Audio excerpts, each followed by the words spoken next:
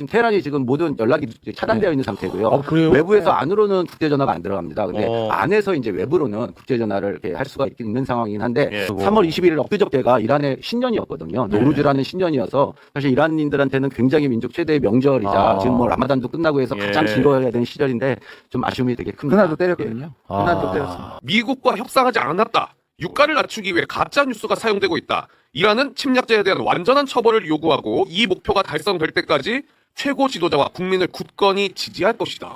앞으로는 오만을 더 이상 중재자로 쓰지 않을 가능성이 높아요. 오만. 이란 입장에서는 이란 입장에서는 한번 보면 하겠으니까. 그러니까 적어도 푸틴 정도가 나서야 되는 거예요. 푸틴하고 의사소통을 하는 편인데 젤렌스키하고 푸틴하고 너무 사이가 안 좋아서 우크라이나전 협상은 진전이 없는데 네. 다른 이야기는 좀 했다라고 했거든요. 그러니까 푸틴을 통해서 이제 이란 쪽에 미국이 그만 싸우고자 한다라고 하는 의사가 전달됐을 가능성은 높아요.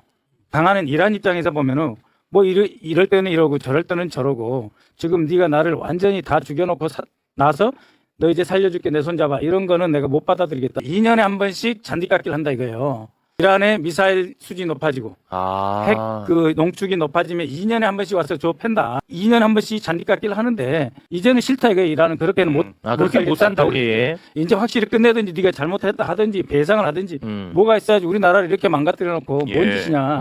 보장이 된다는 담보가 있지 않는 한 못 나간다. 그런 이야기를 했을 거예요. 이런 조건에서는 너하고 말할 수 없다. 까지는 의견을 제시를 했다. 이란 입장에서는 거부한 것처럼 보이는 거고 미국 입장에서는 협상하겠다는 의사를 전달한 걸로 보이는 거고 그러면 이 5일을 왜 봐주냐. 평화 속에 새로운 전쟁을 준비하는 기간이죠. 그럼 이제 2,500명 그 뭐 박스에 싣고 가서 그 강습 상륙정 말이 상륙정인지 사실상 준항공모함이에요. 여기다 싣고 가가지고 지상군들 그 해병대를 투입하겠다고 하는데 트럼프 입장에서 이게 답이 안 나온 거예요. 하루에다 내리면 2,500명 내리면 거기 다 저기 석유 저장 시설이에요. 석유 저장 시설 터뜨리면은 연쇄로 다 파괴돼가지고 하르그라는 섬 자체가 없어질 정도로 기름 창고란 말이에요. 거기를 어떻게 점령을 해요? 총 8,000명이 가고 있는 것 같아요. 그러니까 전쟁할 수 있는 까지 최하 5일 걸리니까 그 시간을 벌어서 너 말 안 들으면 진짜 네 뒤에 봐. 귀신들 와 있잖아. 귀신 자는 해병대 다 깔렸어. 이렇게 하려고 하는 건데 이란 입장에서는 협상하고 싶어요. 왜? 지겨워. 너무 많이 당했어. 아픈 것만 있는 게 아니에요. 다 민주화 막 하고 왔던 세력들이 다 숨을 죽이고 있어요. 그다음에 나이 먹은 하메네이도 사라졌어. 새로운 신정 체제를 만들 기회가 왔다고 볼 수도 있어요. 나도 힘들고 더 쓸 무기도 많이 안 남았어요. 미사일도 몇 개 없어요. 이제 3,000개 다 계산을 해봤는데 몇 개 남지도 않았어요. 발사대 자리야 60, 70개 남았고 그 미사일 자려봐야 3, 400개도 안 남았어요. 이란도 협상이 필요한 시점이에요. 이란에서 그 시위가 일어났었거든요. 반정부 시위가. 근데 그 반정부 시위가 이란 내에서 어떻게 보면 현 체제를 가장 강력하게 지지해주는 바자르 상인들이 나왔었거든요. 이 어떻게 보면 핵심 엘리트층이라고도 할 수 있는데 그 엘리트층이 이제 이탈을 해서 이제 이 시위가 시작이 된 겁니다. 근데 왜 엘리트층이 이탈을 했냐면은 결국에는 이 경제가 임계점을 넘어섰거든요. 매해 가는 게 이거는 이제 더 이상 넘어가겠다를 한 15년을 했는데 이제는 정말 버틸 수 없는 상황이 되더라고요. 이란의 뭐 환율이 굉장히 뭐 취약해졌다 그래서 현지화의 가치가 떨어졌다 그러는데요.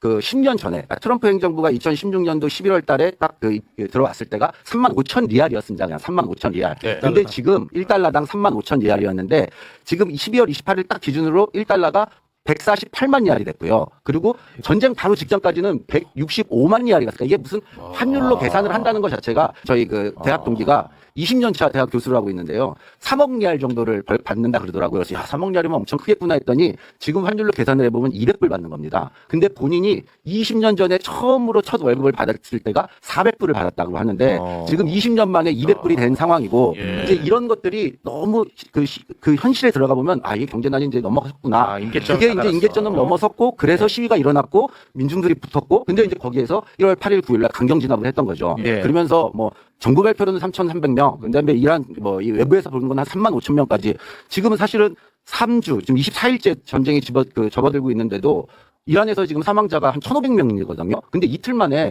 정부 발표로 3,000명이라는 숫자를 어쨌든 뭐 사살을 한 거니까요. 뭐 이러면 정말 엄청난 그 강경 진압을 한 거죠. 그때 트럼프가 들어가겠다라고 얘기를 했던 거고 그러고 나서 협상이 있었고 협상이 진행되는 와중에 이제 전쟁이 일어난 겁니다.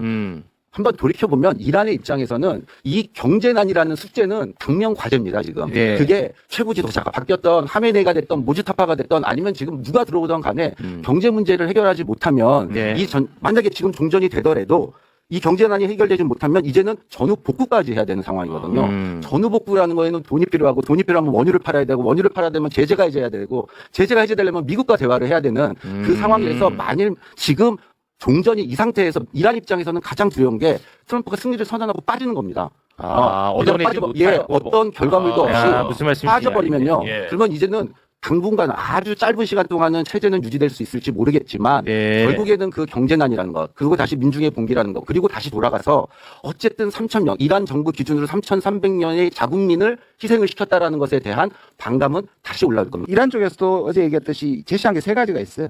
첫 번째 배상금, 재발 방지, 제재 해제예요. 그러니까 미국이 또 반응했어요. 거기에 가지고 있는 압류 황금만 돌려줄 수 있다 했어요. 그러니까 이걸 보여줬거든요. 그러니까 지금 이런 여러 가지 안들이 교환되고 있는 건 맞는. 직접적으로 만나서 협상한 건 전혀 없고요. 트럼프가 거짓말하고 있는 거고요. 지금 누가 실권을 가지고 있는지가 모르는 거예요. 여기저기 다 건드려 보는데 그중에 하나가 국회의장 아까 말했던 바프일 수 있고, 그러니까 지금 그렇게 얘기하면 과연 미국하고 협상을 해가지고 이 사람이 이란 내를 전부 다 잠재울 수 있느냐. 왜냐하면 이란이 모듈 체제로 지금 지도부 날아가고 통역 완전히 지금 총괄하는 한 사람이 있기가 어렵다. 실제로 내부에서 권력 투쟁도 일어나고 있다고 하기 때문에 이게 맞춰지지 않으면 미국이 빠져나와도 그건 우리가 한 거 아니야 할 가능성이 꽤 많죠.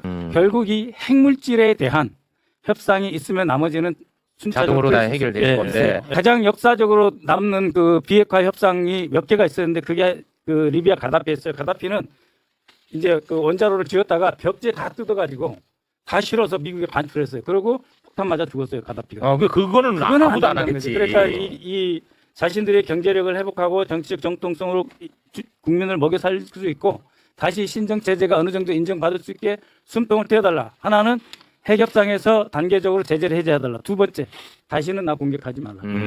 요거를 국제적으로 보장하라. 이번 전쟁을 통해 가지고 최고 지도자, 사망한 하메네이 최고 지도자가 굉장히 강성인 것 같이는 보이지만요.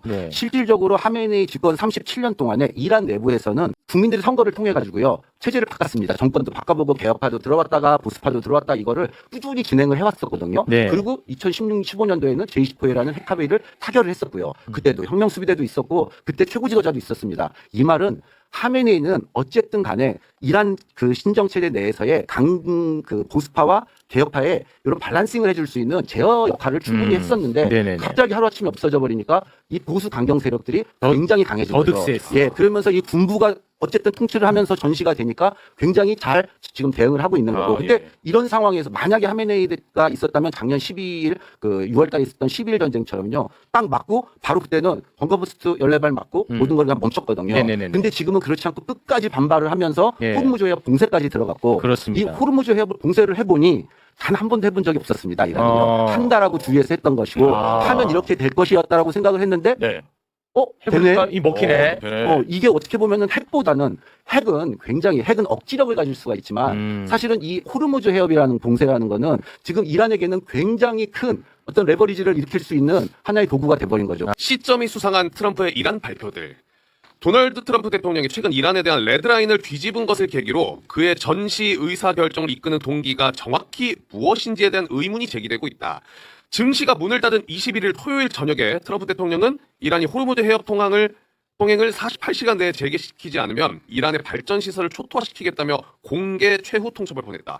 그러더니 돌연 증시 개장 직전인 23일 월요일 아침에 이란의 협상에 진전이 있었다고 주장을 하면서 닷새간 시간을 더 주겠다며 최후 통첩 시한을 일단 연기했다. 이스라엘과 미국이 이란을 상대로 공격을 시작했다는 발표가 나온 시점은 증시가 문을 닫은 올해 2월 28일 토요일 오전 2시 30분께였다. 작년 6월 이란 핵시설 폭격과 올해 1월 니콜라스 마두로 베네수엘라 대통령 생포 작전도 모두 증시가 문을 닫은 주말에 이루어졌다. 트럼프의 발표 이전에 큰 손들이 주식시장에서 움직였다는 거예요. 저기 CNN에서 저 같은 리포트에서 그 얘기가 나왔는데 그러니까 미리 누구한테는 알려줘서 이미 움직였다는 겁니다. 자기 자식들 이게 전쟁 때문에 지금 돈을 엄청 벌고 있잖아요. 드론 사업 때문에. 이 정말 이건 나쁜 인간입니다. 트럼프가 눈에 넣어도 안 아픈 사람이 이방카잖아요, 딸이. 그 이방카가 죽고 못 사는 쿠시너예요. 그래서 이방카와 쿠시너 중에 다음에 누구를 대통령을 시킬 것이냐 하다가 아니야, 애들은 사업한다고 그래서 빼고 주니어 트럼프를 시킬래 해가지고 쿠시너하고 이방카를 사업으로 뺐어요. 그러니까 무슨 이란 핵협상이고 이런 게 다 트럼프 퇴진 이후에 트럼프 가문 전체의 사업하고 뗄 수 없는 관계가 있고 이것이 나중에 어나더 새로운 트럼프 정권을 향하는 중간 거점이다, 이렇게 보시면 이걸 가지고도 전쟁을 가지고 돈 장난한다는 걸 이해할 수